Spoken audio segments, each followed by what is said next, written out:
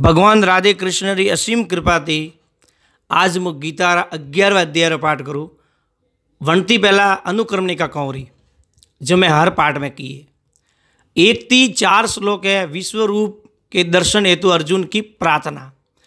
5 से 8 श्लोक भगवान द्वारा अपने विश्व रूप का वर्णन। 9 થી 14 श्लोक है संजय द्वारा धृतराष्ट्र के प्रति विश्व रूप का वर्णन। 15 से 31 श्लोक अर्जुन द्वारा भगवान के विश्व रूप का दर्शन देखा जाना और उसकी स्तुति करना। 32 થી 34 श्लोक भगवान द्वारा अपने प्रभाव का वर्णन और अर्जुन को युद्ध के लिए उत्साहित करना। 35 થી 46 श्लोक भयभीत हुए अर्जुन द्वारा भगवान की स्तुति और चतुर्भुज रूप का दर्शन कराने के लिए प्रार्थना करना। 47 થી 50 श्लोक भगवान द्वारा अपने विश्व रूप के दर्शन की महिमा का कथन तथा चतुर्भुज और सौम्य रूप का दिखाना। 51 થી 55 बिना अनन्य भक्ति के चतुर्भुज रूप के दर्शन की दुर्बलता और फल सहित अनन्य भक्ति का कथन। हमें मो गीता रो 11वें अध्याय पाठ सरल हिंदी भाषा में कहूँ तो आप सबकी विनती है कि 11 पूनम अमावस 11 अमावस पूनम ने जरूर गीता रो 11 पाठ करजो। तो बोलो श्री कृष्णचंद्र भगवान की जय हो। अथो 11वां अध्याय ओम श्री परमात्मे नमः। अर्जुन उवास। तो अर्जुन बोले मुझ पर अनुग्रह करने के लिए आपने जो परम गोपनीय आध्यात्मक विषयक वचन अर्थात उपदेश कहा है उससे मेरा ये अज्ञान नष्ट हो गया है। और पहला श्लोक। बीजो श्लोक। क्योंकि हे कमल नेत्र मैंने आपसे भूतों की उत्पत्ति और प्रलय का विस्तार पूर्वक सुने हैं तथा आपकी अविनाशी महिमा भी सुनी है। तीसरा श्लोक। हे परमेश्वर आप अपने को जैसा कहते हैं ये ठीक ऐसा ही है, परंतु हे पुरुषोत्तम आपके ज्ञान ऐश्वर्य शक्ति बल वीर्य और तेज से युक्त ऐश्वर्य रूप को मैं प्रत्यक्ष देखना चाहता हूँ। चौथा श्लोक। हे प्रभु यदि मेरे द्वारा आपका वह रूप देखा जाना शक्य है मतलब सरल है ऐसा आप जानते हैं तो हे योगेश्वर उस अविनाशी स्वरूप का मुझे दर्शन कराइए। भगवान उवास। अब भगवान बोले श्री भगवान उवास। भगवान बोले हे पार्थ अब तू मेरे सैकड़ों हजारों नाना प्रकार के और नाना वर्ण तथा नाना आकृति वाले अलौकिक रूप देख। छठो श्लोक। हे भरतवंशी अर्जुन तू मुझ में आदित्यों को अर्थात अदिति के 12 पुत्रों को 8 वसुओं को 11 रुद्रों को दोनों अश्विनी कुमारों को और 49 मरुद गणों को देख तथा और भी बहुत से पहले न देखे हुए आश्चर्यमय रूपों को देख। 7वां श्लोक। हे अर्जुन अब इस मेरे शरीर को एक जगह स्थित सरासर सहित संपूर्ण जगत को देख तथा और भी जो कुछ देखना चाहता है सो देख। 8वां श्लोक। परंतु मुझको तू इन अपने प्राकृत नेत्रों द्वारा देखने में निसंदेह समर्थ नहीं है। परंतु मुझको तू इन अपने प्राकृत नेत्रों द्वारा देखने में समर्थ नहीं है, इसी से मैं तुझे दिव्य अर्थात अलौकिक चक्षु देता हूँ मतलब दिव्य दृष्टि देता हूँ आंखें देता हूँ। इससे तू मेरी ईश्वरीय योग शक्ति को देख। 9वां श्लोक। हमें संजय उवास। संजय बोले हे राजन महायोगेश्वर और सब पापों के नाश करने वाले भगवान ने इस प्रकार कहकर उसके पश्चात अर्जुन को परम ऐश्वर्य युक्त दिव्य स्वरूप दिखलाया। 10वां 11वां श्लोक एक साथ। अनेक मुख और नेत्रों से युक्त अनेक अद्भुत दर्शनों वाला बहुत से दिव्य भूषणों से युक्त और बहुत से दिव्य शस्त्रों को हाथों में उठाए हुए दिव्य माला और वस्त्रों को धारण किए हुए दिव्य गंध का सारे शरीर पे लेप किए हुए इस प्रकार के आश्चर्य से युक्त सीमा रहित और सब ओर से मुक्त किए हुए विराट स्वरूप परम देव परमेश्वर को अर्जुन ने देखा। 12वां श्लोक। आकाश में हजार सूर्य के एक साथ उदय होने से उत्पन्न जो प्रकाश हो, वह भी उस विश्व रूप परमात्मा के प्रकाश के सदृश कदाचित भी नहीं है। 13वां श्लोक। पांडुपुत्र हे अर्जुन, पांडुपुत्र अर्जुन ने उस समय अनेक प्रकार से विभक्त अर्थात परतक संपूर्ण जगत को देवों के देव श्री कृष्ण भगवान के उस शरीर में एक जगह स्थित देखा। 14वां श्लोक। उसके अनंतर वे आश्चर्यचकित और पुलकित शरीर अर्जुन प्रकाश में विश्व रूप परमात्मा को श्रद्धा भक्ति सहित सिर से प्रणाम कर हाथ जोड़कर बोले। अर्जुन उवास। हे देव, मैं आपके शरीर में संपूर्ण देवों को तथा अनेक भूतों के समुदायों को, कमल के आसन पर विराजित ब्रह्मा को, महादेव को और संपूर्ण ऋषियों को तथा दिव्य सर्पों को देखता हूँ। 15वां श्लोक। तो हमें 16वां श्लोक को। हे संपूर्ण विश्व के स्वामी, आपको अनेक भुजा, पेट और नेत्रों से युक्त तथा सब ओर से अनंत रूपा वाला देखता हूँ। हे विश्वरूप, मैं आपके न अंत को देखता हूँ, न मध्य को और न आदि को। 17वां श्लोक। आपको मैं मुकुट युक्त, गदा युक्त और चक्र युक्त तथा सब ओर से प्रकाशमान तेज के पुंज, प्रज्वलित अग्नि और सूर्य के सदृश ज्योति युक्त, कठिनता से देखे जाने योग्य और सब ओर से अप्रमेय स्वरूप देखता हूँ। 18वां श्लोक। आप ही जानने योग्य परम अक्षर अर्थात पर ब्रह्म परमात्मा है। आप ही इस जगत के परम आश्चर्य है। आप ही अनादि धर्म के रक्षक है और आप ही अविनाशी सनातन पुरुष है, ऐसा मेरा मत है। 19वां श्लोक। आपको आदि, अंत और मध्य से रहित, अनंत सामर्थ्य से युक्त, अनंत भुजा वाले, चंद्र सूर्य रूप नेत्रों वाले, प्रज्वलित अग्नि मुख वाले और अपने तेज से इस जगत को संतप्त करते हुए देखता हूँ। 20वां श्लोक। हे महात्मा, ये स्वर्ग और पृथ्वी के बीच का संपूर्ण आकाश तथा सब दिशाएं एक आप से ही परिपूर्ण है तथा आपके इस अलौकिक और भयंकर रूप को देखकर तीनों लोक अति वैता को प्राप्त हो रहे हैं। 21वां श्लोक। वे ही देवताओं के समूह आप में प्रवेश करते हैं और कुछ भयभीत होकर हाथ जोड़े आपके नाम और गुणों का उच्चारण करते हैं तथा महर्षि और सिद्धों के समुदाय कल्याण हो ऐसा कहकर उत्तम उत्तम स्तोत्रों द्वारा आपकी स्तुति करते हैं। 22वां श्लोक। जो 11 रुद्र और 12 आदित्य तथा 8 वसु, साध्यगण, विश्वदेव, अश्विनी कुमार तथा मरुदगण और पितरों का समुदाय तथा गंधर्व, यक्ष, राक्षस और सिद्धों के समुदाय हैं, वे सब ही विस्मित होकर आपको देखते हैं। 23वां श्लोक।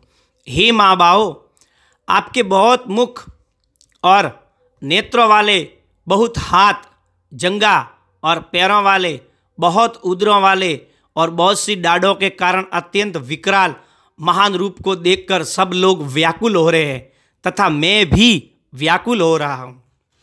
24वां श्लोक। क्योंकि हे विष्णु, आकाश को स्पर्श करने वाले देदीप्यमान अनेक वर्णों से युक्त तथा फैलाए हुए मुख और प्रकाशमान विशाल नेत्रों से युक्त आपको देखकर भयभीत अंतकरण वाला मैं धीरज और शांति नहीं पाता हूँ। 25वां श्लोक। दाढ़ों के कारण विकराल और प्रलय काल की अग्नि के समान प्रज्वलित आपके मुखों को देखकर मैं दिशाओं को नहीं जानता हूँ और सुख भी नहीं पाता हूँ। इसलिए हे देवेश, हे जगन्निवास, आप प्रसन्न हो। 25वां ने 27वां श्लोक, 25, 26, 27 एक साथ। वे सभी धातराष्ट्र के पुत्र राजाओं के समुदाय सहित आप में प्रवेश कर रहे हैं और पितामह भीष्म, द्रोणाचार्य तथा वह कर्ण और हमारे पक्ष के प्रधान योद्धाओं के सहित सबके सब आपके दाढ़ों के कारण विकराल भयानक मुखों में बड़े वेग से दौड़ते हुए प्रवेश कर रहे हैं और कई एक चूर्ण हुए सिरों सहित आपके दांतों के बीच में लगे हुए दिख रहे हैं। 28वां श्लोक। जैसे नदियों के बहुत से जल के प्रवाह स्वाभाविक ही समुद्र की सन्मुख दौड़ते हैं, अर्थात समुद्र में प्रवेश करते हैं, वैसे ही वे नरक लोक के वीर आपके प्रज्वलित मुखों में प्रवेश कर रहे हैं। 29वां श्लोक। जैसे पतंग मोहवश नष्ट होने के लिए प्रज्वलित अग्नि में अति वेग से दौड़ते हुए प्रवेश करते हैं, वैसे ही ये सब लोग भी अपने नाश के लिए आपके मुखों में अति वेग से दौड़ते हुए प्रवेश कर रहे हैं। 30वां श्लोक। आप उन संपूर्ण लोकों को प्रज्वलित मुखों द्वारा ग्रास करते हुए सब ओर से बार बार चाट रहे हैं। हे विष्णु, आपका उग्र प्रकाश संपूर्ण जगत को तेज के द्वारा परिपूर्ण करके तपा रहा है। 31वां श्लोक। मुझे बतलाइए कि आप उग्र रूप वाले कौन हैं? हे देवों में श्रेष्ठ, आपको नमस्कार हो, आप प्रसन्न होइए।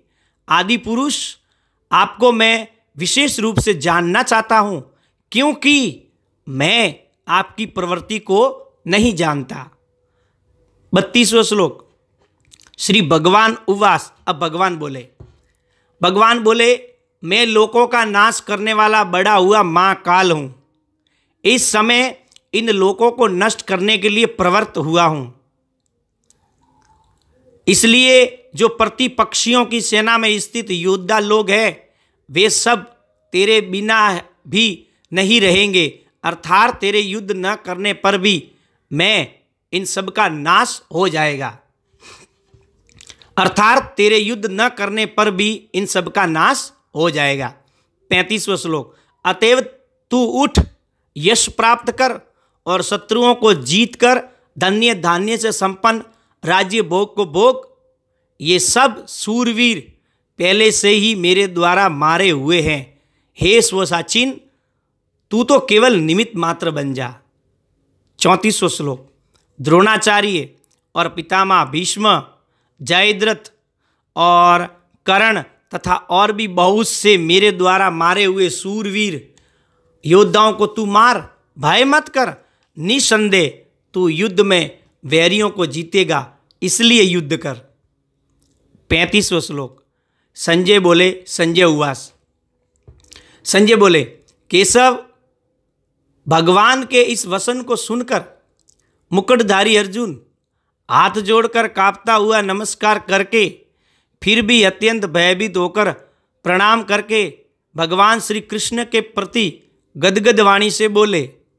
अर्जुन उवास। अर्जुन बोले, हे अंतर्यामी, ये योग्य ही है कि आपके नाम, गुण और प्रभाव के कीर्तन से जगत अति हर्षित हो रहा है और अनुराग को ही प्राप्त हो रहा है, तथा भयभीत राक्षस लोग दिशाओं में भाग रहे हैं और सब सिद्ध गणों के समुदाय नमस्कार कर रहे हैं। 37वां श्लोक। हे महात्मा, हे महात्म, ब्रह्मा के भी आदि कर्ता और सबसे बड़े आपके लिए वे नमस्कार न करे, कैसे न करे? क्योंकि हे अनंत, हे देवेश, हे जगन्निवास, जो सत, असत और उनसे परे अक्षर अर्थात सच्चिदानंद घन ब्रह्म है, वह आप ही है।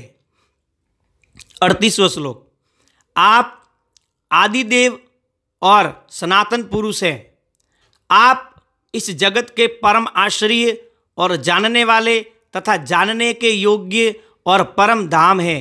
हे अनंत रूप, आपसे ये सब जगत व्याप्त अर्थात परिपूर्ण है। 39वां श्लोक।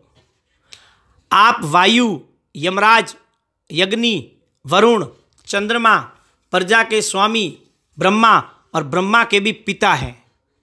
आपके लिए हजारों बार नमस्कार। नमस्कार हो आपके लिए फिर भी बार बार नमस्कार। 40वां श्लोक। हे अनंत सामर्थ्य वाले, आपके लिए आगे से और पीछे से भी नमस्कार। हे सर्व आत्मन, आपके लिए सब और से ही नमस्कार हो, क्योंकि अनंत पराक्रमशाली आप समस्त संसार को व्याप्त किए हुए हैं। इससे आप ही सर्वरूप हैं। 41वां श्लोक। आपके इस प्रभाव को जानते हुए आप मेरे सखा हैं ऐसा मानकर प्रेम से अथवा प्रमाद से भी मैंने हे कृष्ण, हे यादव, हे सखे इस प्रकार जो बिना सोचे समझे हठात से कहा है। और हे अच्युत, आप जो मेरे द्वारा विनोद के लिए विहार, शैया, आसन और भोजन आदि में अकेले अथवा उन सखाओं के सामने भी अपमानित किए गए हैं, वह सब अपराध अप्रमेय स्वरूप अर्थात अचिंतनीय प्रभाव वाले मैं आपसे क्षमा करवाता हूँ। 41वां 42वां श्लोक एक साथ दो हमें। मुझ 43वां श्लोक को। 43वां श्लोक। आप इस सरासर जगत के पिता और सबसे बड़े गुरु एवं अति पूजनीय हैं। हे अनुपम प्रभाव वाले, तीनों लोकों में आपके समान भी दूसरा कोई नहीं है, फिर अधिक तो कैसे हो सकता है। 44वां श्लोक। अतएव हे प्रभु, मैं शरीर को भली भांति चरणों में निवेदित कर प्रणाम करके स्तुति करने योग्य आप ईश्वर को प्रसन्न होने के लिए प्रार्थना करता हूँ। हे देव, पिता जैसे पुत्र के, सखा जैसे सखा के और पति जैसे प्रियतमा पत्नी के अपराध सहन करते हैं, वैसे ही आप भी मेरे अपराध को सहन करने योग्य हैं। 45वां श्लोक। मैं पहले ना देखे हुए आपके इस आश्चर्यमय रूप को देखकर हर्षित हो रहा हूँ और मेरा मन भय से अति व्याकुल भी हो रहा है। इसलिए आप उस अपने चतुर्भुज विष्णु रूप को ही मुझे दिखाइए। हे देवेश, हे जगन निवास, प्रसन्न होइए। 46वां श्लोक। वैसे ही आपको मुकुट धारण, मैं वैसे ही आपको मुकुट धारण किए हुए तथा गदा और चक्र हाथ में लिए हुए देखना चाहता हूँ। इसलिए हे विश्वरूप, हे सहस्त्रबाहो, आप उसी चतुर्भुज रूप से प्रकट होइए। श्री भगवान उवास।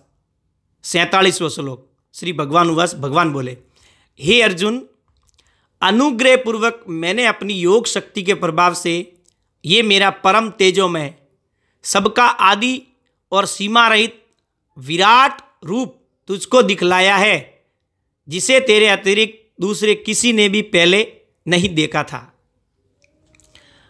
48वां श्लोक। हे अर्जुन, मनुष्य लोक में इस प्रकार विश्व रूप वाला मैं न वेद और यज्ञों के अध्ययन से, न दान से, न क्रियाओं से, न उग्र तपों से ही तेरे अतिरिक्त दूसरों के द्वारा देखा जा सकता हूँ। 49वां श्लोक। मैं मेरे इस प्रकार के इस विकराल रूप को देखकर तुझको व्याकुलता नहीं होनी चाहिए और मूढ़ भाव भी नहीं होना चाहिए। तू भय रहित और प्रीतियुक्त मन वाला होकर उसी मेरे शंख चक्र गदा पद्म युक्त चतुर्भुज रूप को फिर देख। संजय उवास। 50वां श्लोक। संजय बोले, वासुदेव भगवान ने अर्जुन के प्रति इस प्रकार कहकर फिर वैसे ही अपने चतुर्भुज रूप को दिखलाया और फिर महात्मा श्री कृष्ण ने सौम्य मूर्ति होकर इस भयभीत अर्जुन को धीरज दिया। 51वां श्लोक। अर्जुन उवास। अर्जुन बोले, हे जनार्दन, आपके इस अति शांत मनुष्य रूप को देखकर अब मैं स्थिर चित्त हो गया हूँ और अपनी स्वाभाविक स्थिति को प्राप्त हो गया हूँ। श्री भगवान उवास। अब भगवान बोले, भगवान बोले जो मेरा चतुर्भुज रूप तुमने देखा है ये सुदुदर्श है, मतलब दुर्लभ है, अर्थात इसके दर्शन बड़े ही दुर्लभ है।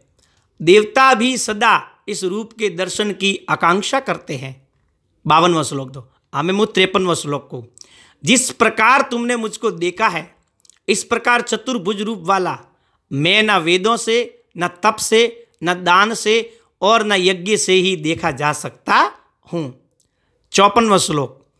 परंतु हे परंतप अर्जुन, अनन्य भक्ति के द्वारा इस प्रकार चतुर्भुज रूप वाला मैं प्रत्यक्ष देखने के लिए, तत्व से जानने के लिए तथा प्रवेश करने के लिए, अर्थात एक ही भाव से प्राप्त होने के लिए शक्य हूँ, मतलब सरल हूँ, आसान हूँ।